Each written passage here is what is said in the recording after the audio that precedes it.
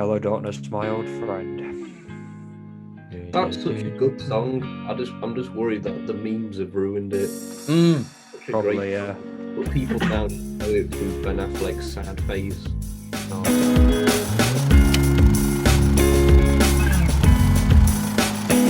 Hello, ladies and gentlemen, boys and girls, and welcome to Fine Cut Podcast.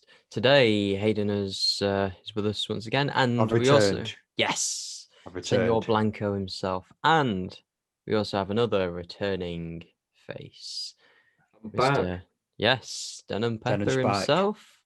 I'm so good you brought me back. Yes. Yes. Number one draw. Yeah. First guest, and he's back again.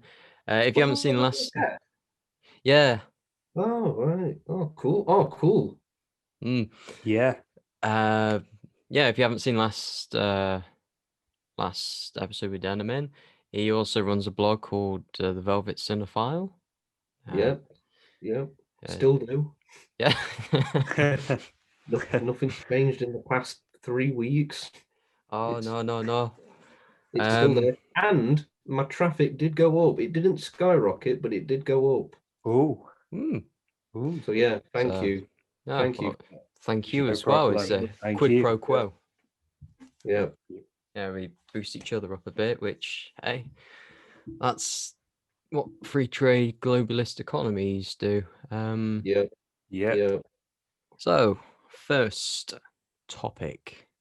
Now, what's been going on in the news this week? A lot. A lot of stuff with the royal family, especially. Oh, spicy. So the royal family, is that the interview? That interview. Yeah, not the one with Seth Rogen, where they interviewed Kim Jong-un. Yeah. So have we actually seen it? No, I've not seen the full thing, but I think all of us have seen the memes that came in the aftermath. Oh yeah. I've seen the highlights. I couldn't be asked to watch the whole thing, to be honest with you. Like, you watch the highlights, you get the general summary normally with stuff. An hour and a half. It's like you can watch a film in that time and probably enjoy yourself a bit better. But the sound bites out of the interview have caused a lot of uproar and ruckus. Oh yeah. Yeah. Shaking the establishment to their core. Yeah. Oh, definitely. Did someone say it's like the worst debacle the royal family have faced since abdication? It was that was Daily Mirror, wasn't it? Yeah. But to be fair, maybe Princess Diana's death. Or maybe the interview with Prince Andrew. Yeah. No.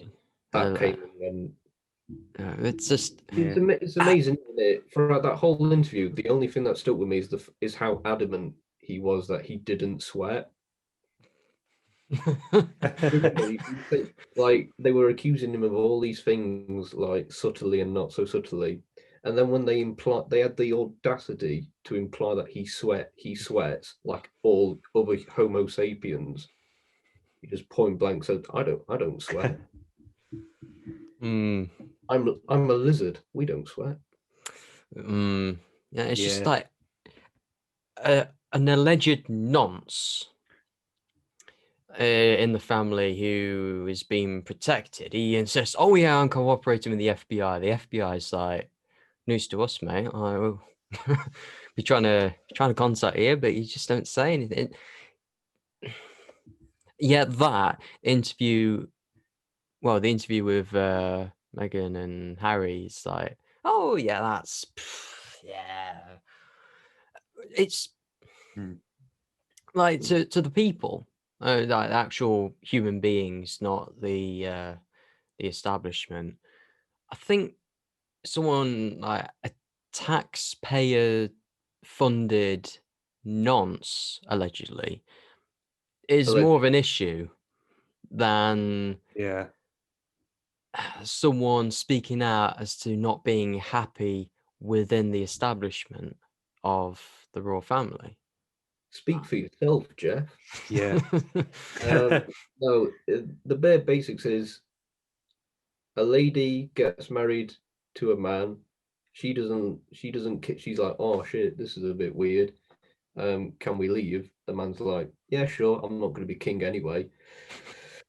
So can we have like our own private life? But the vultures, constantly encircling them, and they just wanted to air out their grievances. Yeah. I know that. You notice? I know. Oh, sorry, Hayden. Go on.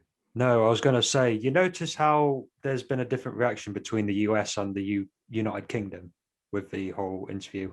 Like the US seem more sympathetic towards them, whereas we're kind of like, just get on with it kind of thing. I think. I think the common criticism is that, well, they wanted a private life, but then they go on Oprah. Yeah. And to me, I think didn't because obviously the traditional print press attacked them, but I don't know. I don't think there's anything wrong with telling your side on your own terms. Do you know what I mean? Yeah. Yeah. So yeah, I think You got to. they had every right, and people watched it. So because people are curious, so yeah, it's a win-win. Yeah. Yeah, it's just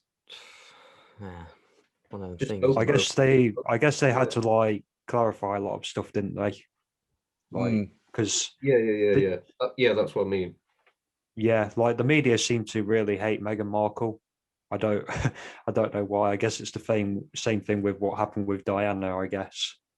Well, which is why they would go to someone like Oprah and not like the British media, because the British media really not very nice. Like any critique of the royal family is like blah, blah, blah, blah, blah. Yeah. Just everyone in the royal family is beyond reproach, unless they are seen as the different people. Like I think Oprah did the comparisons between, look at what's her name, Kate. Oh yeah, Kate holding her baby bump like caringly, but Meghan Markle doing the same. It's like she's holding it too much, blah blah blah blah. Blah. Or when Kate, or the other comparison when Kate was having avocados to help with morning sickness, it was like, oh yeah, she's taking care of her baby. When Meghan does it, she's supporting deforestation related industries in Africa by buying avocados. It's a bit of a stretch. Yeah. Oh my God, she eats. How dare she? You're not a lizard. The royal family are lizards, confirmed. That's going to be the finale in The Crown. Turns out, oh yeah, we're all lizards. I tell you, was salivating watching that interview. The people who make The Crown, they were just there like, yes. Wait, isn't Harry one of the advisors? Yeah, he is. Yeah. Yeah. Yeah. And I think you can't talk about the interview without talking about the comments by one of the members of the royal family commenting on what color her baby's going to be, how dark the baby is going to be. I think I don't know. I think that was him just being dumb.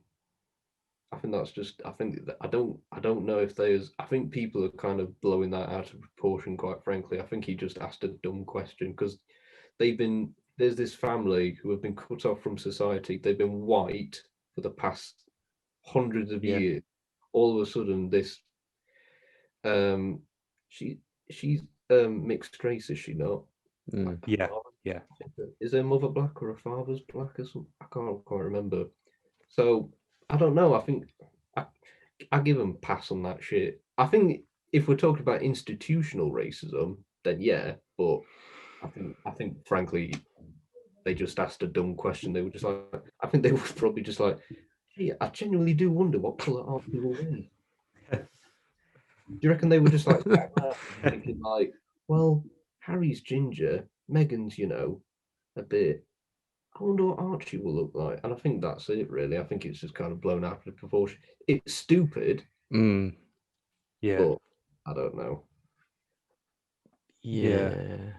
I think there's a lot of miscommunication between the two sides. I think that's what normally happens in a lot of like feuds. There's just a lot of miscommunication. I think that's it, really, with it all.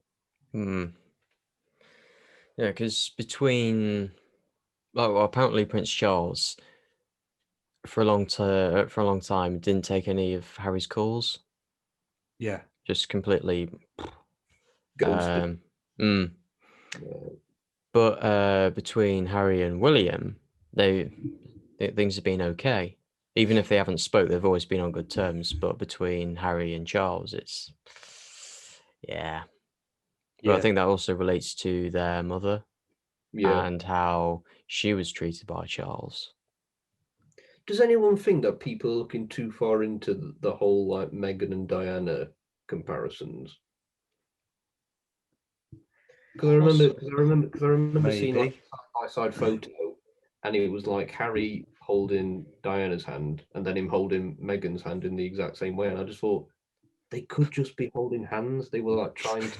You know what I mean? I don't know if this is like some kind of secret Freemason type thing. Do you know what I mean? It's Yeah. He was a I don't kid know. as well, wasn't he? Like, Yeah. yeah. Guess we'll never know what goes on behind closed doors. Unless Until season something 5 else gets leaked. Oh, yeah. I don't.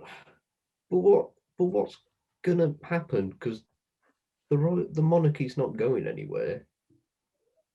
Yeah, we had our chance, but We sort could of revolutions against the monarchy sort of went out we of could fashion. get the king's head, and then 5 years later, his dipshit son came back, and he's like, "What have you done to my dad?" And we're just like, "Oh yeah, sorry about that, mate." It's not. We don't do like revolutions over here, do we? Probably because we're just a bit naff at them. You know what I mean? Yeah. Well, Guy Fawkes in his assassination attempt. I mean, Exactly. It's just like it's so comical. You know what I mean? I think it's like it's the monarchy's not going anywhere. It's either going to go on their own terms or just not at all. Yeah. Because even because I don't know, maybe this is treasonous talk. I don't know, but even if there was some insurrection planned, no one would support it. I don't think. Because I genuinely think I'm basing this off of only my observations, not on hard fact. But I do think that for every one staunch Republican, there's like 10 loyalists to the monarchy. Do you know what I mean? Maybe. would the same happen when Charles is monarch? I think it would just be the same. Because a lot of Commonwealth countries really disdain Charles. Yeah. And I think a lot of people But he won't be king for long. No, I think the attitude towards William is just a bit. I don't think there is an attitude to him. It's like he got married, but that's about it. Yeah, pretty much. Nothing will change. Yeah. Unless it is weird to think about when Elizabeth isn't here. It's such a because she's been there forever. Do you know what I mean? Yeah, it sounds like she's immortal. Yeah. Could be. Same with like Philip. They're born 1926. Yeah. Well, he's like 22 or 21, I think. Wow. No, he's 100 in June. Oh. Yeah. Okay. What do we think to the interview coming out while Philip was in hospital? Do we think that was the right thing to do? I think it's just bad timing. Yeah. I mean, to be fair, they barely mentioned Philip and Elizabeth, didn't they? Through the interview. Why would they mention them? The beef isn't with them anyway. Yeah. I don't know. Well, in the interview, he said that he has the utmost respect for his grandmother. Yeah, his grandmother. So I had to think about it. I always get confused. He always has the utmost I respect. imagine he likes his grandfather as well. Well, yeah, but his grandfather isn't the monarch. He was expressing Yeah. mainly for the monarch and saying that, yeah, he has utmost respect for her and blah, blah, blah. And to be fair, she herself has always been very nice to Meghan. Yeah. The beef is mainly not with the individuals of the royal family, but mainly the institution, because there's the royals and there's also the firm. They are separate entities, the organization, which does sort of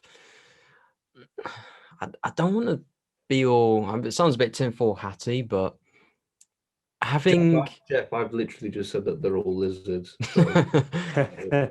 Okay. But having an organization that can override members of one of the most powerful families in the world about their own affairs, it just seems a bit weird when you think about it, you know? Yeah. Yeah. But following on from this, we've got Piers Morgan, who has left Good Morning Britain. Yeeted off. So what happened? He just stormed off during like. He came back, didn't he? He came back after a bit, didn't he? But then after that episode, he quit. I think he resigned from it. Yeah. Resigned. Supposedly resigned anyway. Yeah. Yeah, he said that Mark, this is absolutely awful, you having all these accusations against the royal family, because Piers Morgan is a loyalist to that. Like, you can't criticize the royal family because, like, you're British and that's not what you're meant to be doing. Okay. And he had a paddy and just stormed off, and the people in ITV were like, nah, just bye. He'll be back though in some form. Yeah.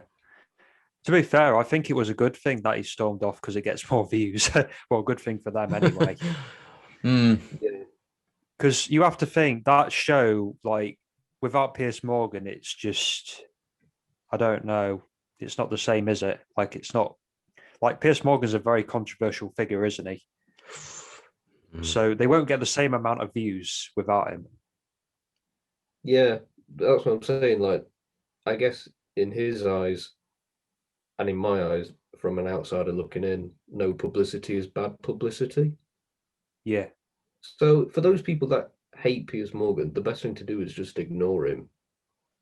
Yeah, basically. You know what I mean? It's just do nothing. That's the best thing you can do. Was it a Streisand effect? Yeah, you talked about that last episode. Yeah, you that did. We had Denholm on. Yeah. Basically, people are more interested by the controversy than the actual substance. Yeah. Yeah. Well, that's why he's so popular. Like, that's why people like love Fox News,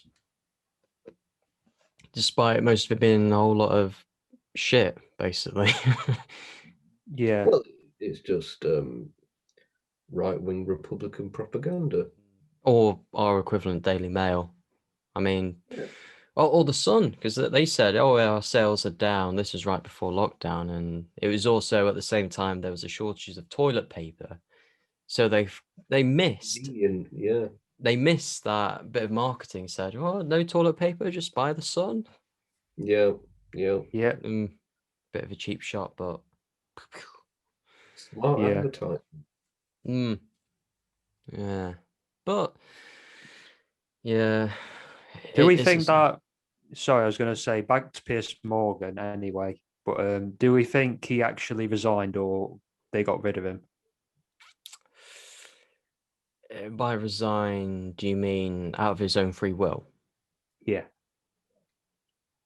I think he resigned because I think they would have kept him purely because he just prints money, doesn't he? Yeah. But it's a bit weird that that's the thing that made him leave after everything else he's like said and got backlash over. Like that's the thing he leaves. Are you trying to imply that they were going to fire him and he took it and he was being an opportunistic bugger? Saw this as an opening to leave. Maybe, because I don't know. Like, there's tons of stuff he said in the past that, like, can you remember that petition that came out about him to get him fired for his stance on gender? Like, that to me is worse than the backlash he got for the Meghan Markle comments. Yeah, I think the only thing I can compare it to is when Jeremy Clarkson was fired from Top Gear. Yeah. After all that shit, and he ends up getting fired for punching a producer. Wasn't it the straw that broke the camel's back though? Because they were looking for a reason to get rid of him anyway. He pissed so many people off. So it's like, okay, and then there's something big that happened. It's like, right. Maybe. But in that situation, the only person that won was Jeremy and the others because they just went off, they just fucked off to Amazon and got paid bucket loads. Yeah. You know what I mean? Yeah. So I think potentially the same thing will happen to Piers because someone will take him up and offer him a load of cash. Or if we're going to talk about Piers Morgan, we shouldn't forget News of the World and the phone hacking scandal. Yes. If we're going to talk about bad things that Piers Morgan has done. He has done very bad things. When you hack the phones of dead soldiers and dead girls. Yeah. It's amazing to me how people just forget that. They just Yeah. It's really sad and quite damning, isn't it? Yeah. Considering all the stuff he's like said about COVID and Brexit and stuff like that, like he said, "Oh, I'm going to vote Conservative just because, like, even though I don't agree with Brexit, I'm going to vote for him anyway because everybody else did." So I was like, well, how do you go from that to like what you did back in News of the World? It doesn't. Like, is there a bit of a fake persona there? It's bound to be, isn't there? Yeah. I think when you work the kind of jobs that he's done, I don't think even he knows like his own political compass. Do you know what I mean? It was so twisted and warped that it didn't really matter. It was sort of crumbled when Greg started to do vegan sausage rolls. Oh, how dare other people have their own dietary preferences, blah blah blah. But they ended up selling out. So obviously people wanted it. It's just Piers Morgan himself personally didn't like it, and he became a snowflake about it. Yeah, which is the ironic thing. The thing is, we seem to live in this post-truth era where truth, in the dictionary definition sense, doesn't seem to exist anymore. Everyone has an agenda. Everyone weaves their own narrative. Truth doesn't exist. It's like, whose truth? Which truth? Would you even know the truth if you heard it? And I think to a certain extent that's always been the case, but it just seems like in the past, I don't know, 5 years, people have become conscious of it. Trump. Yeah, with like fake news and stuff. Do you know what I mean? Which is, it's funny, but there is kind of like a sort of pathos to it in that people will believe what they want to believe, regardless of facts. Do you know what I mean? Yeah. And that applies to everyone, including me, you, everyone. Yeah.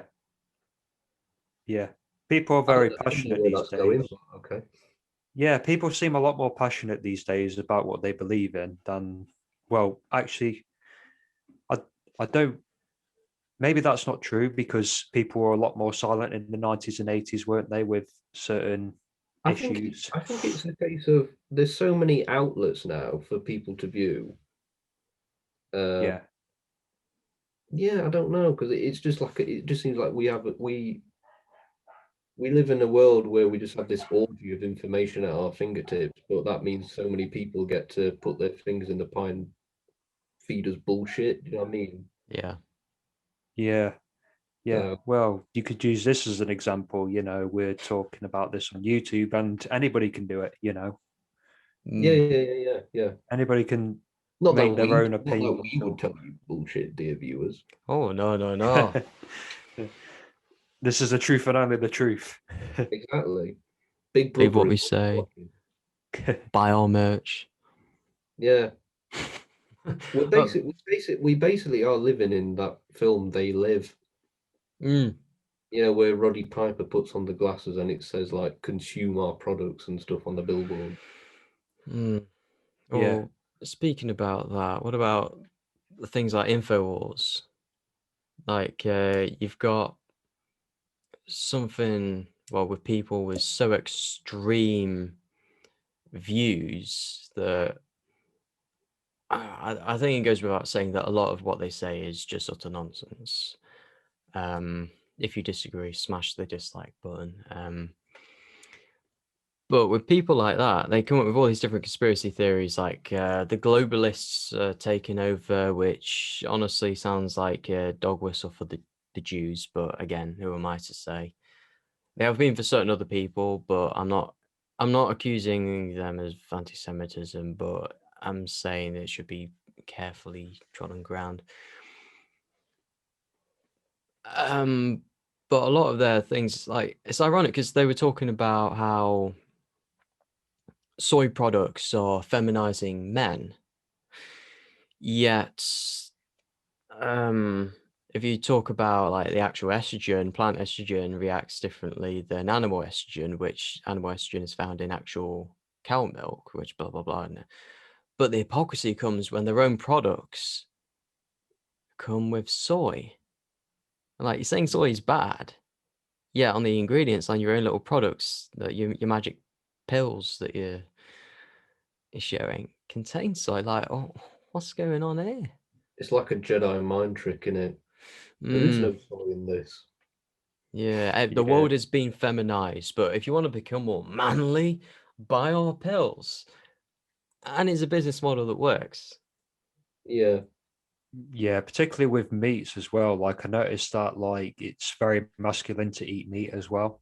That's another thing. Like, I remember seeing some clips of like Arnold Schwarzenegger like advertising. This was back in the 80s, I think, like burgers and stuff like that, and saying real men eat burgers or something like that. Because they do. Which is why, like, people like Piers Morgan have a go at the vegan sausage roll, or have a go at Daniel Craig for taking care of his child, was it? Wait, how dare he? Yeah, how dare he? What an un-Bondian thing to do. Look after your child. Yeah. But hey, like, wait, did he actually criticize Daniel Craig? Yeah, there was that photo of like the harness thing where you carry a kid like that. Oh yeah. Oh right, yeah. There's that picture. They go, "I was, how dare you, the blah blah blah, you ruining Bond for me." Like, I mean, to be fair, what the fuck? I mean, to be fair, that is pretty uncool for Bond. But that also asks the question, like, is masculinity really, oh yeah, eat meat, like have sex with loads of women and like blah blah blah, shoot gun, fist fights, or is it taking accountability, raising the younger generation, being protecting other people as opposed to domineering, building society? Is it more about that? No, I think the problem is nobody knows what masculinity is anymore. Is it I even a think that's the thing? problem. I think it used to be clear cut, but now with different perspectives, it's almost as if people don't know what masculinity is anymore or what it should be. And yeah, I don't know, because we see like all these like rates of these like shocking rates of male suicide and stuff, and it's kind of just I don't know where I'm going with this, but it just I think it's just that I don't know what it means to be a man in today's world. Yeah. I don't know the answers. Do you know what I mean? Oh yeah. Yeah. I mentioned this on the other episode about actors and them taking steroids and PEDs and stuff like that. And that I think that's a major problem these days. Like you see all these YouTubers as well are now on at it, where they have these amazing like body transformations in like 30 days and stuff like that. And I think that's part of the problem that they look at these people and think, oh well, I should do that as well, just because they've done it, kind of thing. Yeah, And I it's think like the manly yeah, thing to do. yeah. It's just like you compare like actors of 50 years ago, like the Gary Coopers of the world, and compare it to today. It's just I don't know. It's just so strange. I think masculinity has undergone a massive change in the past 50 to 100 years. It's just Yeah, I don't know, like the days of like being the breadwinners and all that shit just seems to be kind of antiquated now. I don't know. I don't know the answer. That's the Hmm. thing. yeah. Particularly Or when you get into LGBT stuff, I see a lot of people about a gay couple can't have a kid because it's not like a traditional mum and dad thing. I'm like, well, if they look after the kid, why does it matter? You know? and This is what I'm saying. It's like all these factors surrounding masculinity Yeah, changing, therefore masculinity changes as a result. yeah, hmm, yeah. So yeah. And you know, like the rise of women's lib and so on and so forth. And yeah, it forces masculinity to question itself. Do you know what I mean? yeah, yeah. Hmm. Or if I could phrase another question to you two, should there be such a thing as masculinity? Now, I'm saying this in the context of a lot of people disagree on what masculinity is. Yeah. So there's no one inherent definition. It's just qualities attributed to people who are male. But obviously, there are things that seem masculine and feminine, and those that are seen as like, oh yeah, neutral. Mm. Yeah, But having that, you get women portray masculine qualities, you get men portray feminine qualities. If you think within our hormones, women have to have a small bit of testosterone in order to trigger the development of estrogen and progesterone. Mm. And men have or they develop estrogen and progesterone as a byproduct of so much testosterone being produced. Speaking about that I'm just using that as an allegory for um, you can't just have all of one and none of the other. Yeah. So why should masculinity be so like constrained or would it be more beneficial if we were to leave the definition behind if there is so much anxiety around it? Your definition of masculinity is all internal. It's what you make of it. That's ultimately it. That's ultimately the thing. But I think people are just worried what the answer will be. Do you know what I mean? So Like the answer will be either challenging or antithetical to them, so they have to yeah, rethink yeah, everything internally. Okay. yeah. It's like if you I don't know. It's kind of like if you grew up believing Superman's real for like the first 20 years of your life, and then you realize, oh, but Superman's not real, and even if he was real, he'd probably be shit. It would crumble your world. I imagine it's kind of a similar thing. Hmm. mm, Yeah. yeah, yeah. I don't know. Would masculine really be about, if we're getting into biology here, would it be about masculine traits or genetics wise? Would it not be to do with that? Because obviously males grow more hair than females. To me, Well, masculinity. majority. To me, masculinity isn't a physical thing. It's an internal thing. It's an attitude thing. Do you know what I mean? Okay. Like I am a man, in case you couldn't Yeah. tell, but I don't know if I am masculine. Do you know what I mean? Yeah. Hmm. Yeah. Yeah, I know you've grown facial hair before. I don't think about it. Do you know what I mean? I don't wake up and think, "Oh, I'm not masculine enough." Mm. I mean, sometimes I do when I look in the mirror. Oh, excuse me. Yeah, yeah. Yeah. Speaking about that, yeah, there can be some anxieties around it, like saying about like testosterone, that women have to have some testosterone in order to produce estrogen. That's why they develop pubic hair, and later on, like with menopause, they develop more facial hair and thicker leg hair and that. Yeah. Now, with men, if you develop or if you produce more testosterone and more progesterone, you can grow more breast tissue. Now, if you have larger breasts, especially as you get older, that's the physical characteristic that's typically seen as feminine. So, do you lose more masculinity by growing larger breasts? What the fuck? Jeff, So we end up like Jeff, what? so we end up like bitch tits from Fight Club. Essentially, yeah. What it I don't happens. know, like I mean, what is femininity today? Do you know what I mean? Are you talking about gyno, Jeff? Gyno? Gyno, it's like a condition where like it's actually what happens to a lot of steroid users. They like develop like excess tissue on their like chest muscle and stuff like that, and it looks like a boob basically. Is it like fat tissue?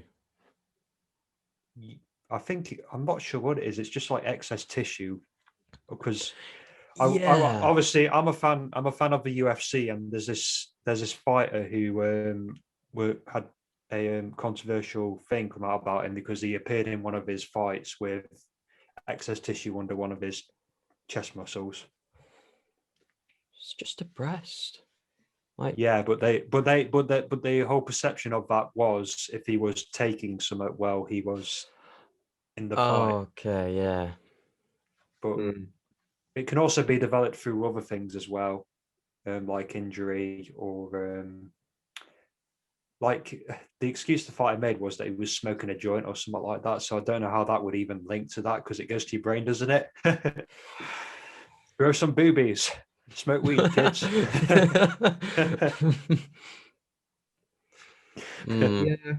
Yeah. I don't know. Masculinity is just what you make of it. I mean, I don't know what femininity means today. Do you know what I mean? Just as a question, just throwing this out there, can you think of any typical feminine aspects that you two personally might have adopted, either consciously or unconsciously? I don't know because I suffered from acne as a kid, like massive acne. I don't know if you can tell. So I'm massively into taking care of my face because of like what I've had happen to me in the past. So maybe I don't know if that'd be a feminine trait. Well, that's one of the things, right? Like, okay, I'm not trying to start a debate over men versus women, but it seems that when a man takes care of himself, he's criticized saying that's a very feminine thing to do. Would that not be? Yeah. Would that? Yeah, I don't know. Would you say that? Yeah. So would that not be a feminine thing? Maybe. No, Maybe. that's a good one. That, yeah. Hayden, you sexist pig. Yes. Sexy as everything. Jeff's the one that manscapes, though, guys. Yeah, Jeff is like the ultimate man spreader. He's doing it now. I've literally just crossed my legs. He's into that Brazilian waxing, guys. Yeah. No, to tell the truth, it's like the more hair. Oh, it might be too much information, but you're at work, you're just trying to do your job, and all of a sudden something gets caught on something, and it's like the most sharp pain. You just it's more practicality more than anything. I told you, Jeff, you needed to get that balls trimmer. I tagged you in it. All right. Moving back. What about you?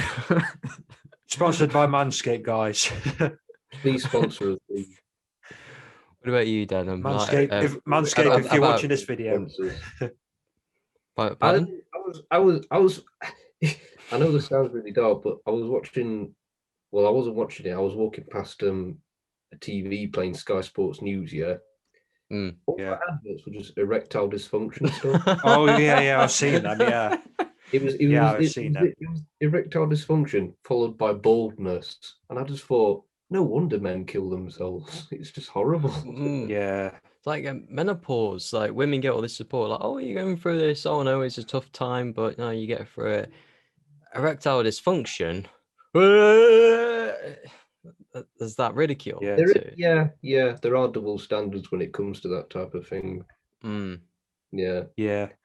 Actually, menopause is terrible. Not speaking from experience. Oh Obviously. yeah. Yeah. It's just- Actually, yeah. Going back to the when I was joking about the whole Manscaped thing, that's the thing that a lot of men do now. Is that not considered quite a feminine thing too? Because women have been known to. Women normally shave their legs, their armpits, all that kind of stuff. Mm. And a lot of men seem to do I can that honestly now. say I've never shaved my legs. No, If I took off my trousers now, which I won't, you would think, oh my god, it's Mr. Tumnus from Narnia. You could be not wearing trousers right now. We wouldn't know. You will never know. Yeah. I actually trim my legs because they look like King Kong otherwise. Yeah. Like I'm off Planet of the Apes or something like that. So Yeah. that's me. Yeah. Oh, I tried doing it, shave it, but I just got ingrowing hairs. Yeah. Literally covering my legs. Just trim them, Jeff. Yeah. Or what about cream? Because that seems to be like the quick way. If you got like a large surface area. As long as you're not allergic to it, you can have some bad reactions if you are allergic to some of the ingredients. That's the only thing. Okay, yeah. I never answered your question about my feminine qualities. Oh yeah. I don't know if I've got any. I'm literally racking my brain. I can't think of any. You come across as an academic. Is that a women thing? And I don't know, because usually I know that men are stupid, but no. It's like usually the whole masculine thing is to like, oh yeah, go in guns blazing, don't ask questions, blah blah blah. But you're one to ask questions. Yeah, I don't know. Maybe I don't know. Inquisitiveness. I don't know. Maybe. I mean, I grew up surrounded by women, not in that way, but like my mother and aunts and stuff. So I don't know. Yeah. Maybe that passed on to me. I don't know. But yeah, I can't think of any. I don't like. Yeah, no, I don't wear women's clothing or anything. So yeah. Yeah. It's quite interesting actually because there's this guy. He used to be married to Katie Price. I know this is going to sound Peter Andre. No, Alex Reed was his name. I think he was either dating her at one point or yeah, he's a cross-dresser, right? And he's also a cage fighter. Yes. So I remember him. Yeah. Yeah, so that's very interesting because like you've got a guy that's very feminine but also does something for a job that's considered quite masculine. That's that's very interesting, isn't it?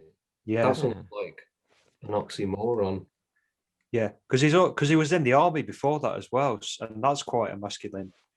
Yes, although they are trying to change that now, aren't they? Yeah.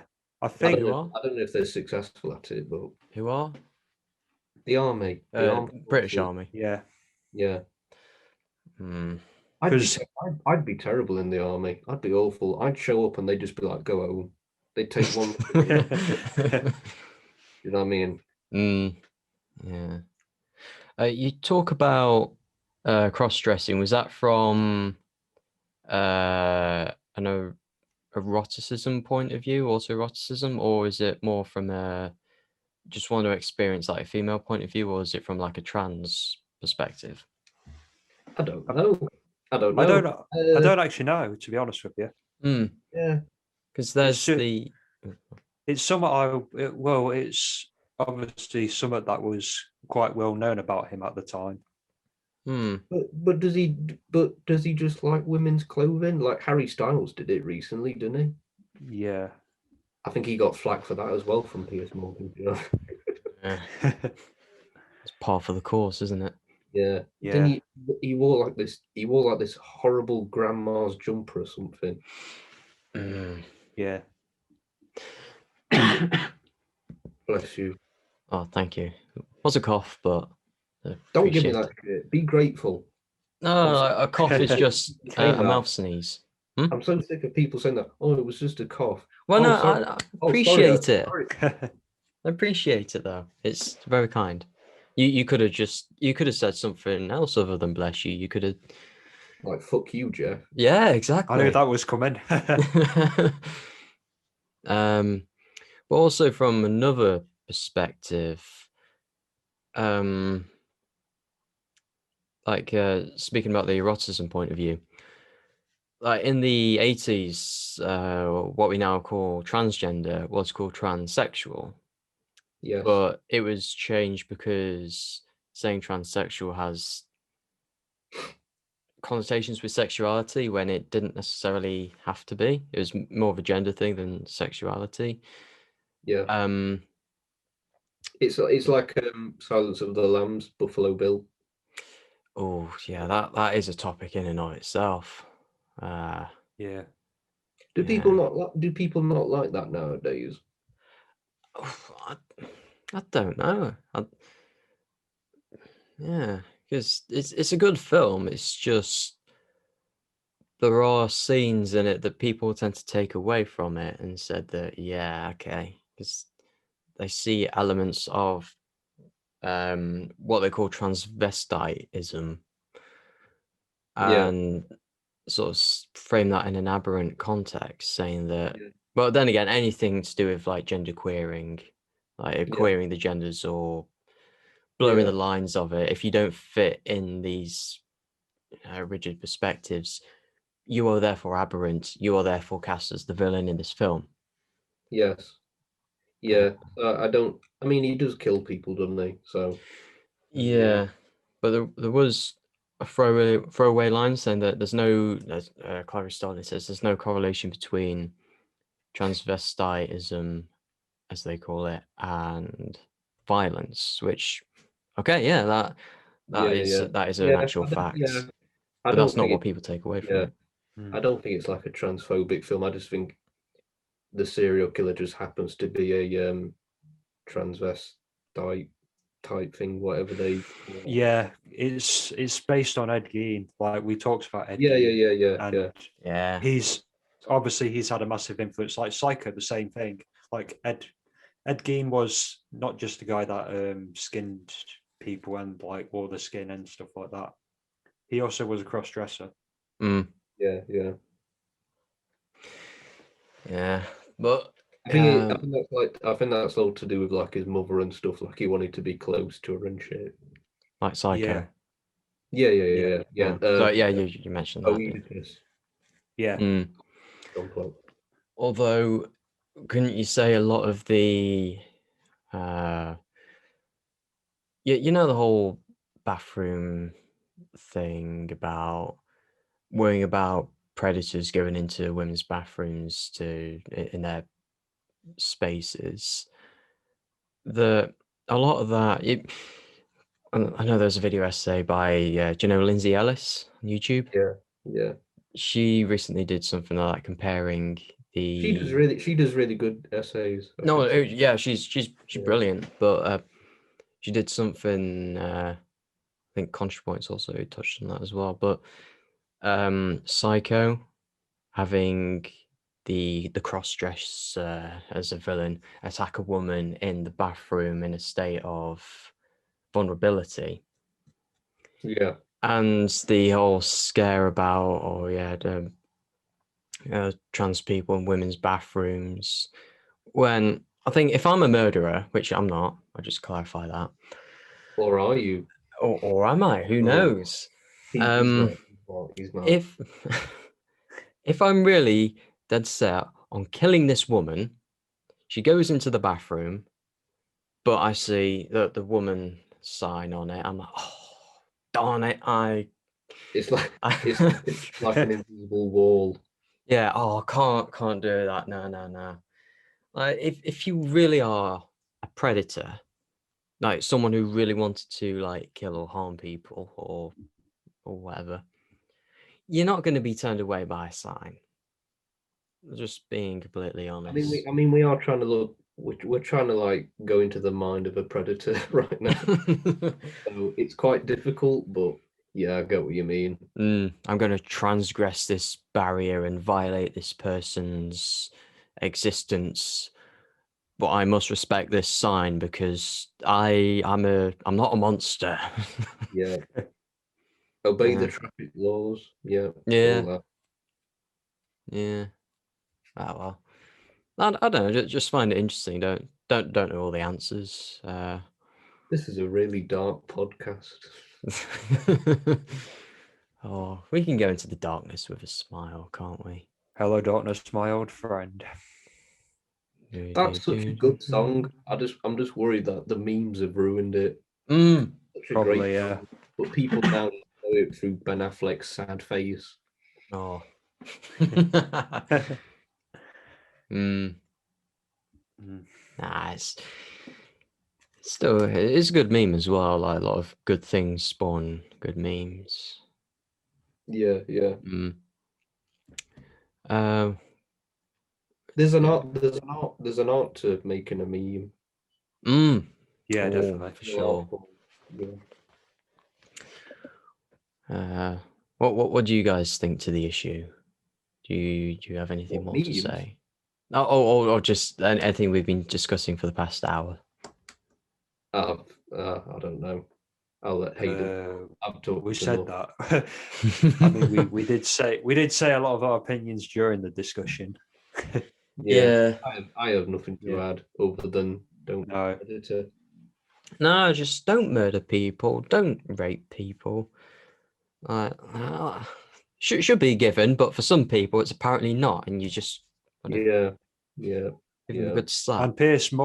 And Piers Morgan needs to stop like talking over people in like interviews. That's the only other thing I'm going to add to that. It pisses me off so much. Oh yeah. I tell you what, people tend to. Everyone seems to like Piers Morgan when he's punching up to people. When he's punching up to like people in power, like MPs or Rudy Giuliani, who's an utter like prick, but people like him when he's punching up. But when he's punching down to people, like how they and putting people like push them to want to commit suicide. That's a different thing. So sounds like somebody else I know on YouTube, but I'm not going to mention who it is. Oh, okay. Yeah. I think you know who I'm talking about. I think you know who I'm talking about anyway. If you're not going to mention them now, can you mention them after we're done, please? Yeah. It's one of the biggest news outlets on YouTube. Well, punching down is just bullying, isn't it? Yeah. Well, with that perspective, someone like, say, the Prime Minister or the Queen, are they open to any sorts of ridicule or questioning, like satire, even? Yeah, of course they are. Have you seen Spitting Image? Yeah, that's the thing, because the BBC being funded by obviously the government, You pay your TV license, you go to the government, and the government gives the money to the BBC. They're now saying that you need to get rid of all your, well, a lot of your satire stuff about us. Yeah, you can't keep taking the piss out of us. When it's like, well, who else are you going to take the piss out of? You're the ones screwing everything. You're the ones in power. Tough shit. That's how satire works. That's what they should have said. Yeah. Yeah, no, Yeah. it's fair game. Oh, look at that ASMR. Oh, sorry. That's There's someone tapping a scratching. minute ago. Yeah, we had the tapping, we have the scratching triggers. Got a bald spot right there.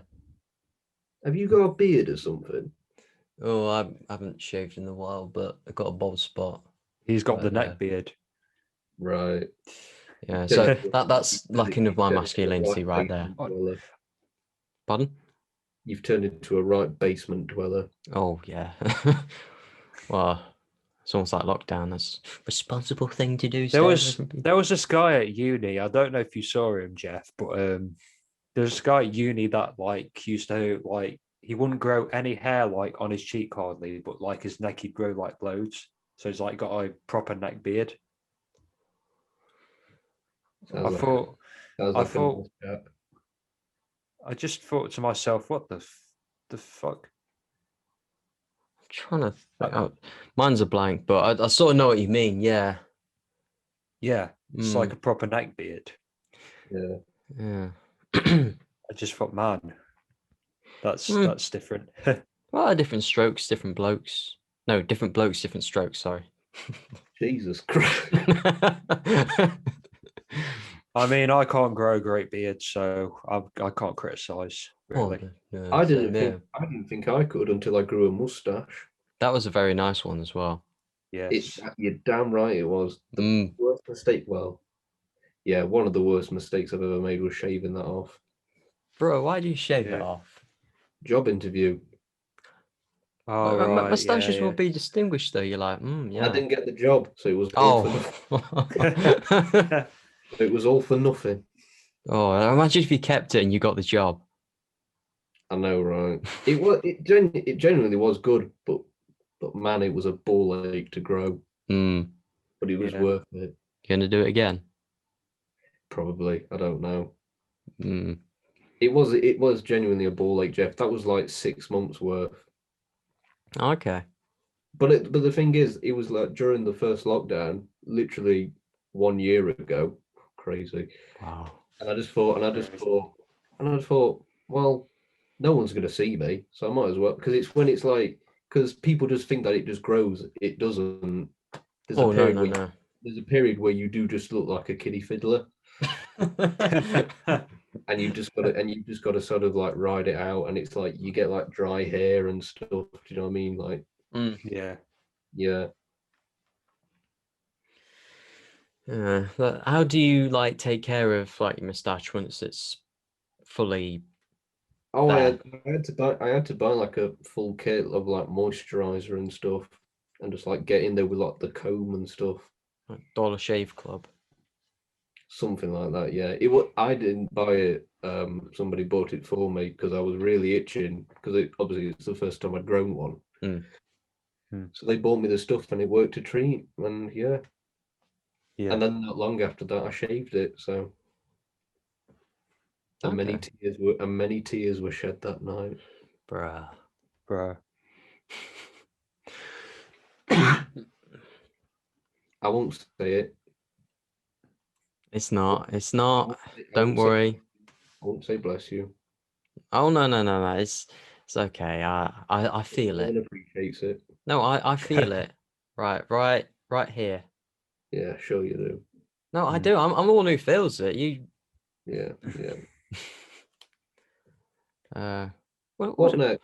Yeah, we sort of went a bit sidetracked, but hey, that's the way things go, eh? Books and films. That's what we originally meant to be talking about. Films are better. Fight me. Says the author among us. It's ironic, isn't it? Explain yourself. thing is, I'm actually a terrible reader. I'm like an awful reader. And I don't think it's an attention issue. I think it's more of a commitment issue. In the time it takes me to read one book, I could watch 7 films. So Yeah, Hmm. yeah, I have the same issue.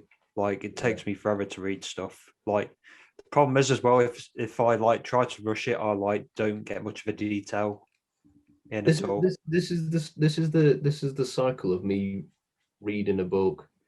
I read a book and I'm committed for like a week, and then I just think, oh, I can't be bothered tonight. I'll read it tomorrow. Tomorrow comes, and I think I'll read it in a couple of days. A couple of days come, and then they turn into weeks, months, years.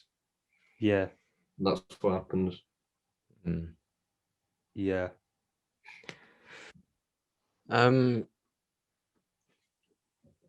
Yeah, what about audiobooks? I've never tried them. I've never tried them. Hmm. I have. They're a lot. They are obviously I long. keep getting the adverts for Audible. Oh, Oh yeah, yeah, what were you saying, Hayden? Sorry. yeah. That I mean, it's the same. I think it's similar to what Denham was saying. It's something you have to be committed to. I know you're not actually reading it, like somebody's reading it for you, but audiobooks are quite long, you know. Hmm. They can still be quite long. Yeah, So there is that as well. yeah. Do we have any favourite books Oh. apart from the I've Bible? read Lord of the Rings, and that would probably be Yeah, well same. one of them. Yeah, Yeah. same. I mean, I can't like say one book. I would just say all of them, just because. Well, weren't they 2 books originally? No, they were like 3. No, they were always 3 books, but they were like volume.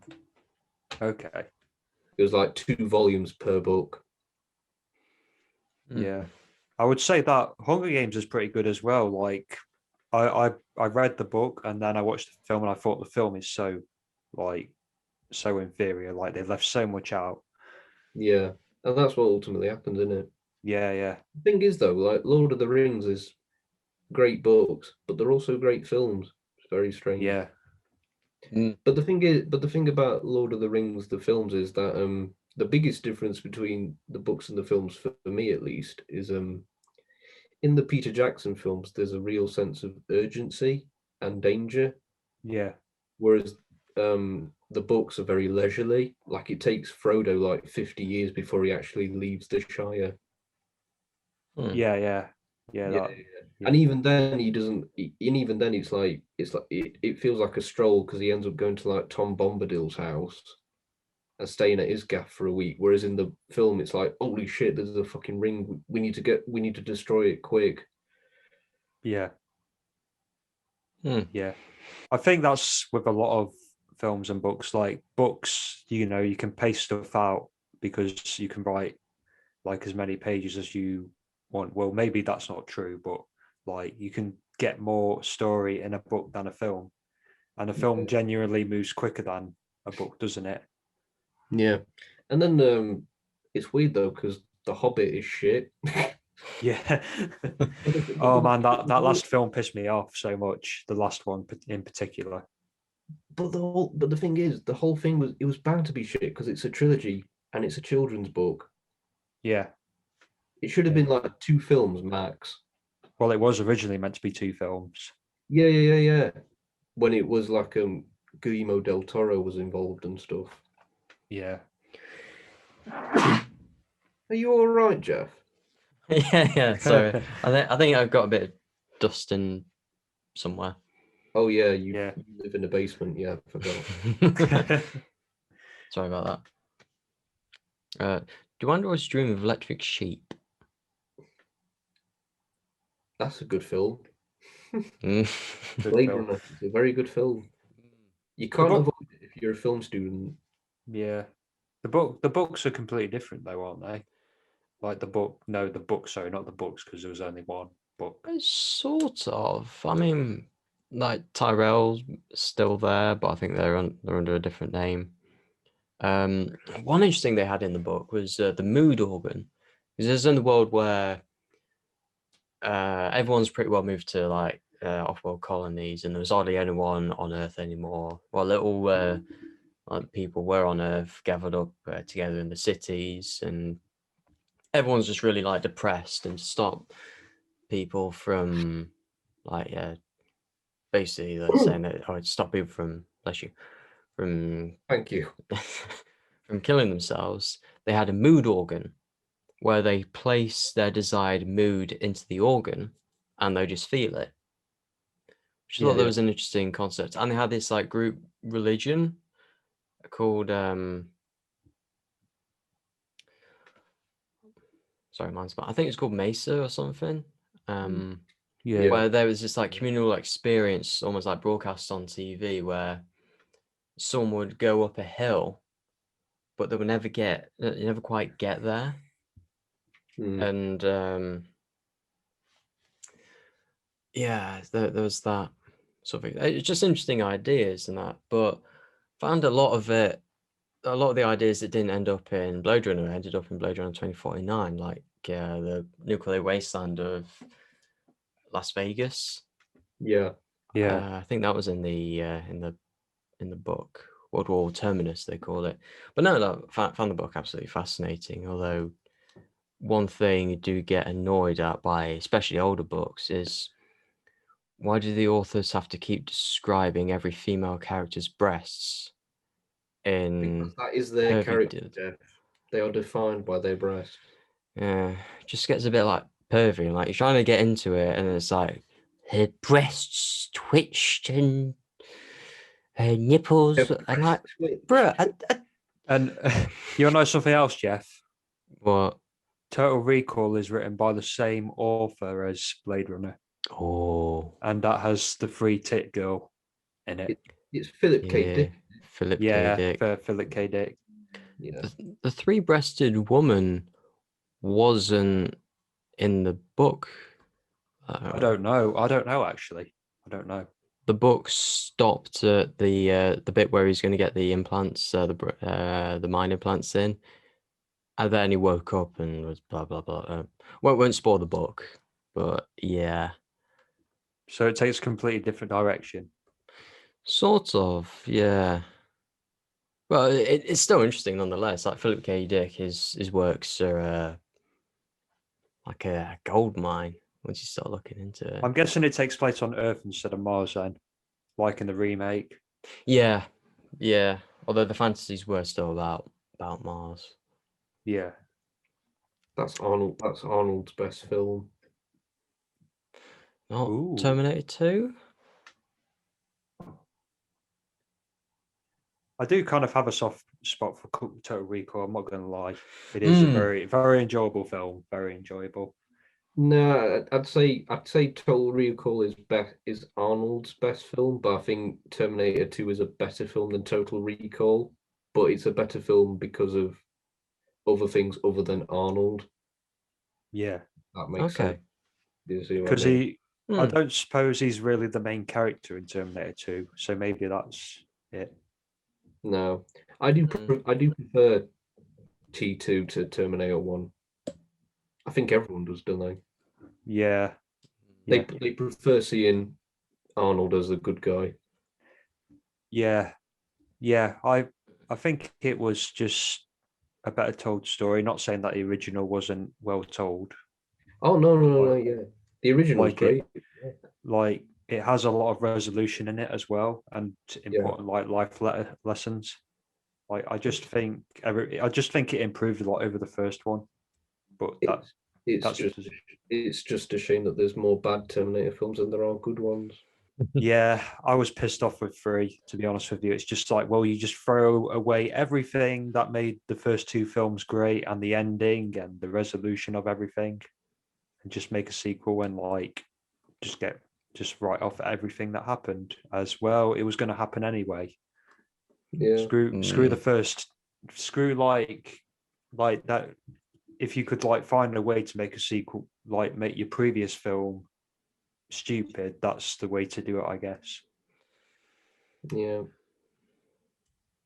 You got Salvation, which what was the point? that was so mediocre because they could like there's so much there they could do with that, but they just did such a mediocre film out of it. Like I'd love to see like the future and what it looks like in the film, but the way they did it was just they played it so safe. Like they didn't explore any themes or anything like that. And it came out around the time of like The Dark Knight and stuff, and Sam Worthington's in it. Sam Worthington is one of those actors that just fails upwards. There was a time when he was just in everything, and they were like shoving him down our throats, saying this guy is going to be the next big thing, and we're just like, no, he isn't. We mentioned it on the first podcast we did about how he's like a forgotten Hollywood star almost. Like he just disappeared. Like it's just in Netflix stuff now. Between 2008 and like 2012, he was in everything. Like he was like, and I remember if you went on the news sites, they'd say like, "Oh, Commando remake's coming and Sam Worthington's going to be in it," and I'm just like, "What the fuck?" When was this? Like 10 years ago. And it never happened. No, of course it didn't happen. Oh, I was about to say but they thought about it. That's the thing. But you know, he did that. He was in Avatar, the highest grossing film for like 10 years. Then he was in like the Clash of the Titans movies. Yeah. I was just in Netflix stuff, which ranges from all right to just terrible. Yeah, because he's just a bad actor, but he did well to like. Do you know what I mean? Yeah. And Matt Damon was nearly in Avatar. Can you imagine? Yeah. Can you imagine how much better that would have been? Yeah, he said it was one of the worst mistakes of his life to not do it because he was going to be given a percentage of the total gross. Yeah. Oh, imagine that. Yeah. Stephen Lang's pretty good in the film though. Like I like Stephen Lang a lot. Like it's a shame he doesn't do more films. He does. They're all coming back though for the sequels, including Lang.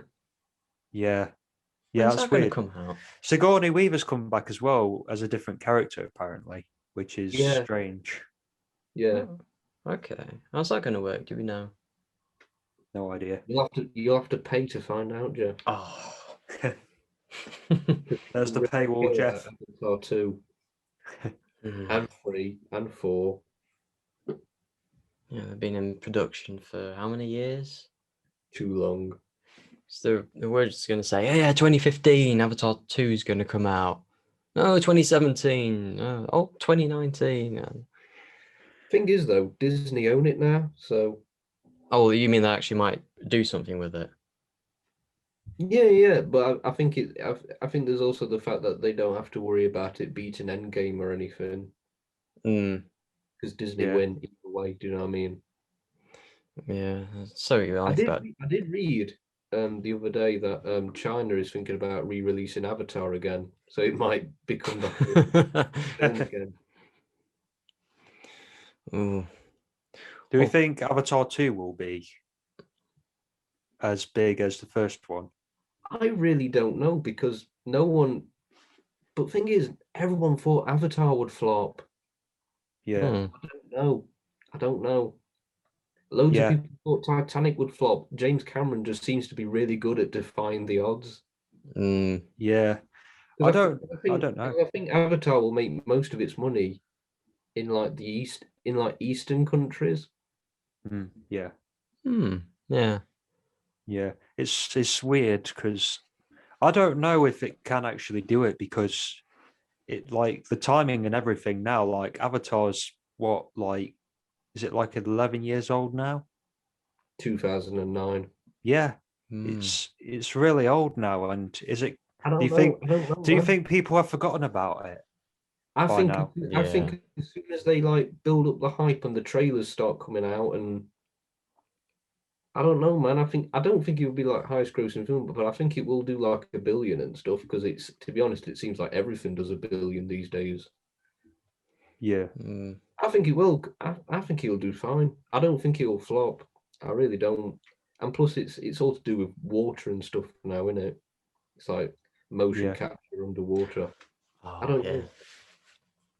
Yeah. I think it will do pretty good. I think it's just because we're just looking at it now. It's like, oh, it's been like 10 plus years. It's like it's been constantly being delayed and stuff. But I think once they start showing the trailers and stuff, people will be like, oh wow.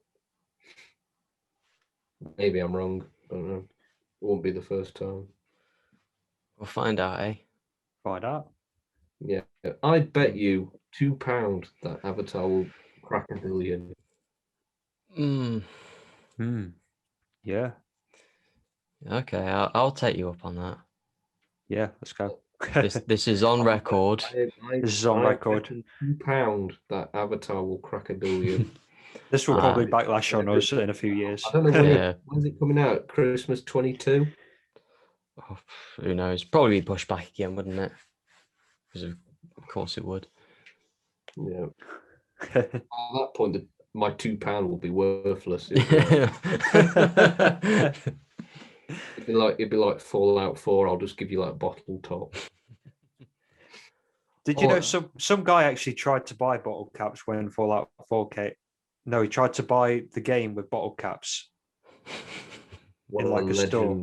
Did they accept it?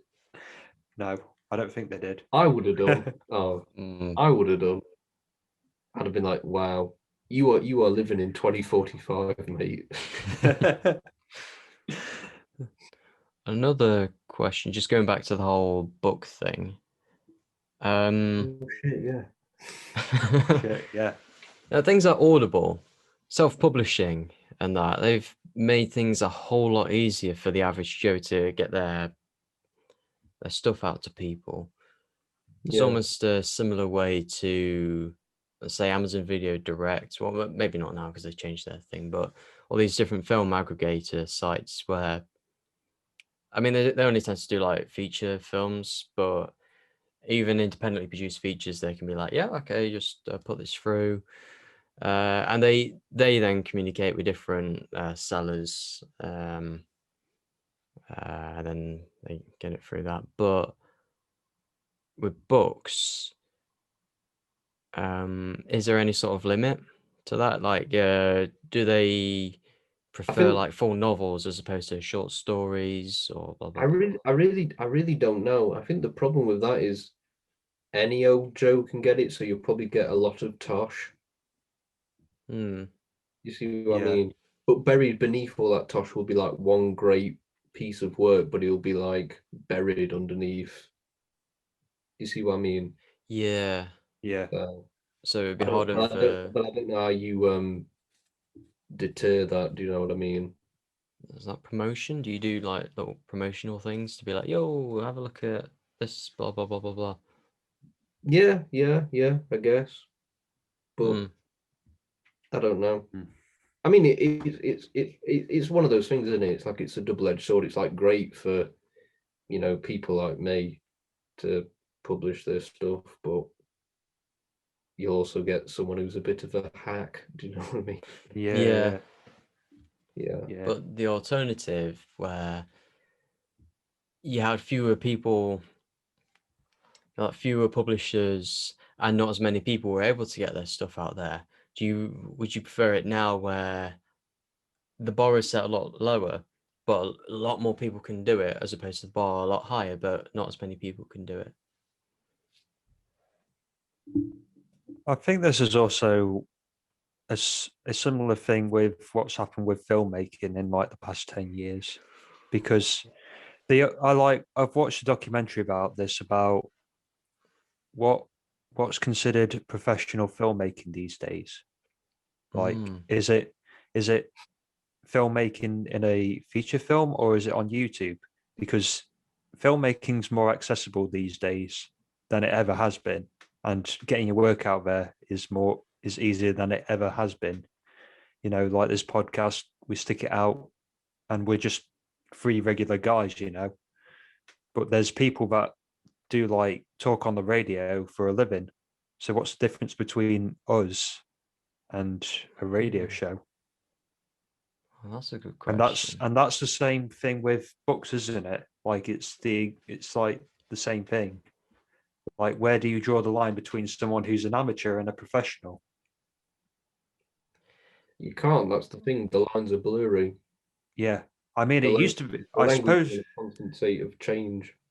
I suppose there was much more of a line back in the 70s, 80s, and 90s because they didn't have, obviously, if we were growing up in the 80s, for example, we wouldn't have access to the kind of cameras and equipment that we have access to now because we won't, like the average person won't be able to afford it.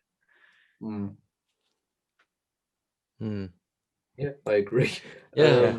Well, unless you like a Mad Max, you know what I mean? Yeah. Yeah. Well, but that's the thing, yeah, like, they're taking this back to books anyway. Like, is it, I don't know really how you'd say this, but like I think the bar should always be a good standard, you know. I don't think Yeah. it should matter. I don't think it should matter on who it is writing, like it, like and what assets they have, but the quality of the product. Yeah. I wish authors could be anonymous. Not anonymous. I just think that their work should speak for them. Do you know what I mean? It should be kind of Yeah. because I hate reading books and then getting to the on the back cover where they have a photo of the author. Yeah. It pisses me off because you could be reading like a good spy thriller, and then there's like a picture of a middle-aged banker on the back cover, and it's like it completely ruins it for me. Yeah. if you are going to talk about quality, Hayden, and said that this should be the threshold, doesn't that run the risk of people gatekeeping it? Because I know a lot of people do gatekeep film, like, oh, this isn't a proper film, but even if the technical aspects aren't really up to scratch, but the story and the characters are there and people will actually enjoy it, then shouldn't that be celebrated just as much as a blockbuster with a good story? Because you can have It depends. blockbusters with terrible stories. So gatekeeping doesn't that introduce that to it as well? A gatekeeping within art, and doesn't that become a bit more dangerous? I mean, I think there's justified gatekeeping and then there's just unnecessary gatekeeping. Could you elaborate, please? I don't know, like, say, for example, I guess the problem is that when you're writing somewhere, like, for example, like if somebody puts a book out and it's got loads of spelling mistakes, you know, that's a massive red flag, isn't it? Yeah. Something like that, maybe. I may be thinking about, well, why should somebody read your book if you can't even be bothered to spell it right? You know, maybe I'm thinking of it that way. I'm not entirely sure, to be honest with you, but that's just how that's how I would perceive something like that. Like, if you're going to put something out, you know, make sure it's at least got effort into it. Like, if everything's spelt right and, you know, everything makes sense in it, then I know that they put the effort into it, meaning that I'll make the effort to read it. But like, if they just write a bunch of like nonsense that makes no sense and there's tons of spelling mistakes, you know, see what I mean by that? Yeah. Yeah, I agree. So I think that there should be like some kind of body to, I don't know, proofread. Do you know what I mean, before publication? Quality control. Yeah. Which is what publishers do. Oh yeah.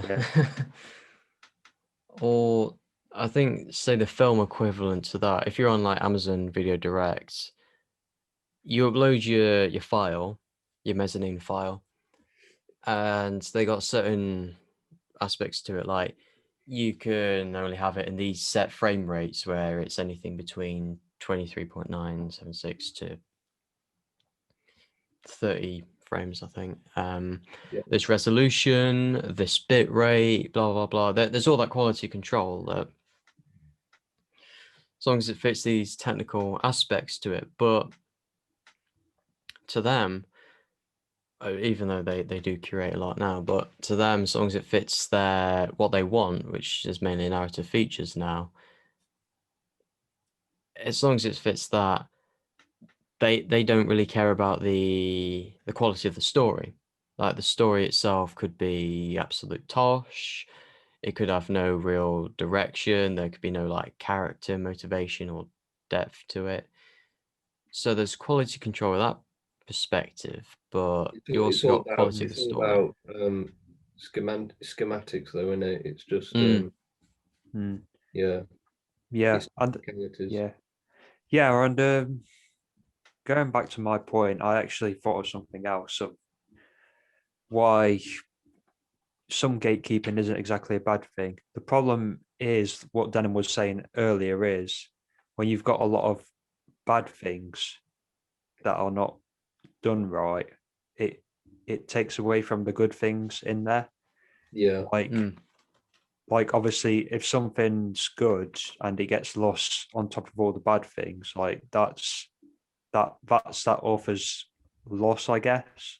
yeah. It's a real tragedy, isn't it? Because you put all this. Yeah, Why should you know? yeah. I don't So know. It sounds kind of elitist, but it's like, why should someone suffer yeah, who's worked really hard, suffer for someone who hasn't, but they still reap the same rewards? It just, I don't know. yeah. But the thing is, like from a reader's point of view, if you're like, say for example, I don't know what I'm guessing, I guess it'd be Kindle or something like that. I don't know what read it like. What ebook services are out there now? Is it Kindle? Kindle, yeah. Okay.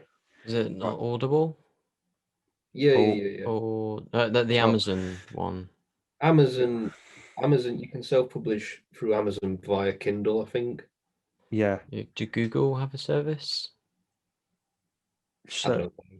I don't know, but so say for example, if you're going through a category, like say for example, you're going through like new releases or like self-publish books or something like that.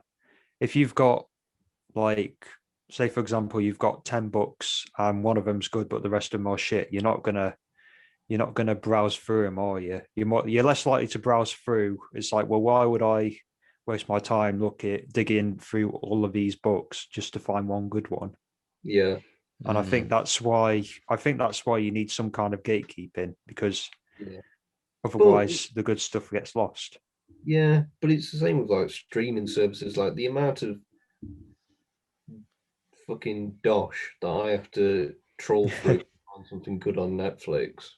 Yeah, Yeah, yeah, I'll take the good with the bad, don't you? Because yeah, yeah, like you said about technology, Hayden, that the technology to make a film that satisfies the technical qualities of people like Amazon, yeah, maybe even Netflix, but their standards a bit higher, yeah, and also make a film that is like good image, like good exposure, good sound levels, no like that type of noise, yeah. or yeah. You know when you watch a film like a student short film, and all you hear is just Yeah. that. Just make Anyways, it. here's the thing, right? All you students out there, do sound right. Don't fucking leave it out, okay? Oh, please, Don't leave it out, okay? Because I see so many student films, right, and there's lackluster sound, or the sound's not done right because they don't put it in stereo, or they just don't use a microphone in the first place because they use the microphone from the camera or whatever they use. Don't do that, okay? Because sound is so important in a film, okay? A good sound design is not noticeable. It's very noticeable when you've got bad sound design because it puts you off watching the film in the first place. And yeah, it doesn't cost that much to get good sound with equipment. Like people invest like hundreds and hundreds into cameras and lenses, but Well, I am a bit of a sound snob, but if you want, but like you can get something decent. Well, I want decent-ish. I'm gonna say decent-ish for like a Tascam D or 70. Yeah, I think that's it, isn't it? For like 200 quid, something like that. I don't So- think it's I don't think it's hard to make a film today. I think it's hard to make a good film, much less a great film. One that's marketable as well. That's going to be seen. Yeah. Mm.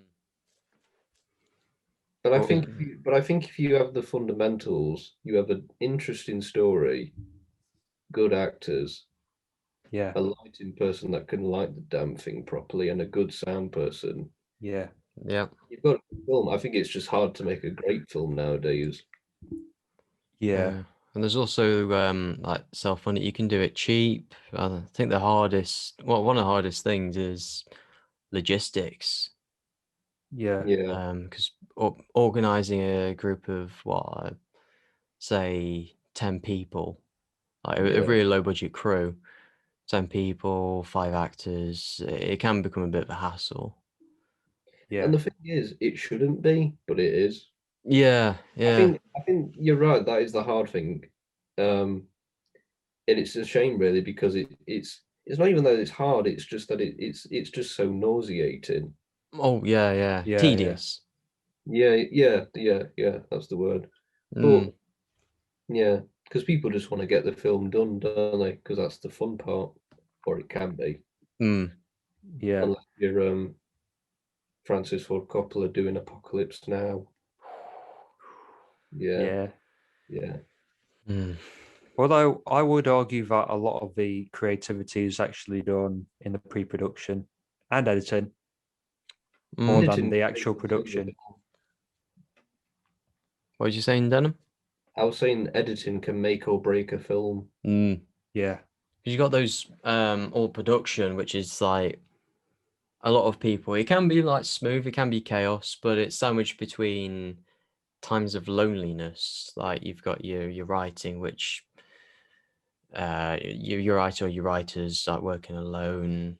You got your editor, we're spending days in a suite, not seeing the light of day. I don't know how. I think all editors should be directors and vice versa. Yeah, they do tend to be. Yeah, I know the I BBC think the tried to do I that. think the best directors are ones that do edit or have been editors, James Hmm. Cameron. like James Cameron, Mm. David Lean, Howard Hawks, yeah, Orson Welles. Yeah, What about cinematographers being directors?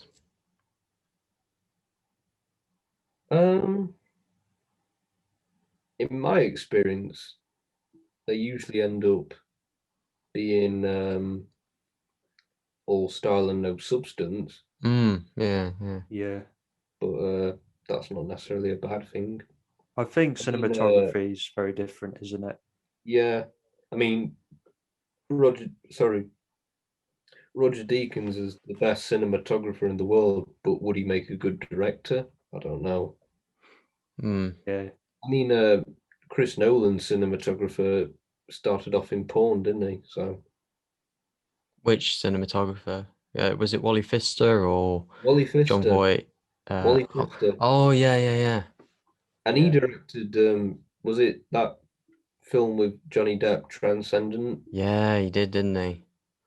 Yeah, That didn't do well, did it? I haven't seen it, but it. I quite liked no, it. It's all right. It's not that bad. I quite yeah, liked it. But yeah, but he's a better cinematographer than he is a director. Yeah, The way fair yeah, enough. it is. Well, yeah, actors being directors as well. Yeah, Orson Welles, Laurence Olivier, Sylvester Stallone.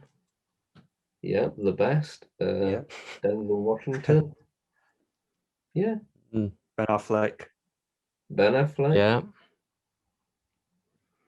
Everyone wants to be a director. I think they do, don't they? It's more Mm. prestigious, isn't it? but no It's a one wants very to glorified produce. job. Hmm? It's a very glorified job, isn't it? Directing. Yeah. I think directing is the most overhyped thing. Auteur theory.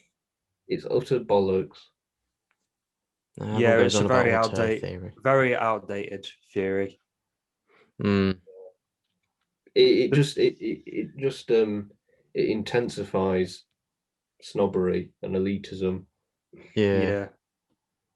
Yeah. Oh, But yeah, I think it's just a collaborative art, isn't it? Like, Yeah. do people celebrate? Yeah, they celebrate. Yeah, best director. What about best producer? Right. Yeah, that's another thing as well, right? Like, there's a lot of films where the directors pay more than the producer, even though the producer's in charge.